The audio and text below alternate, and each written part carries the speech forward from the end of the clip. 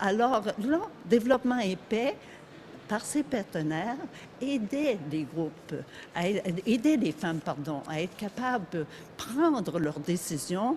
Et là, ça va être défendu. Hein, on ne pourra plus soutenir ces groupes-là.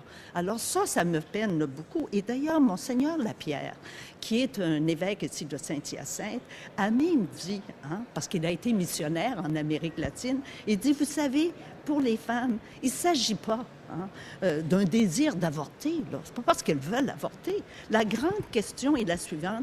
Comment prévenir cette décision pour éviter d'arriver à des situations extrêmes? Et c'est ça le rôle que nos partenaires veulent jouer en Amérique latine comme ailleurs.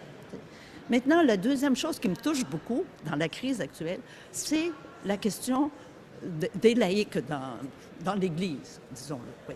La question des laïcs dans l'Église. Je trouve que depuis la fondation 79-67, fondée par les évêques, mais peu à peu, ils avaient remis la gérance, la gouvernance, les gérances à des laïcs. Et là, maintenant, avec la question de l'avortement, ça leur donne une prise pour reprendre en main cet organisme qu'ils avaient confié, j'allais dire, à des laïcs. Ils reprennent le pouvoir, ils tassent les laïcs, ils reprennent, alors sans être capables d'écouter les besoins actuellement de notre monde. Et s'il y en a qui sont bien placés pour les écouter, les besoins de notre monde, c'est bien les laïcs dans l'Église.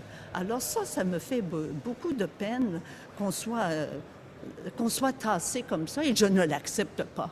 Je pense qu'on se forme, on réfléchit, on est instruit, on est instruite, on vit en société, on est capable de gérer les situations, on est capable de prendre en main, de continuer de prendre en main développement et paix. Moi, je me sens capable d'appuyer ces laïcs et puis ces gens qui fonctionnent dans notre organisme.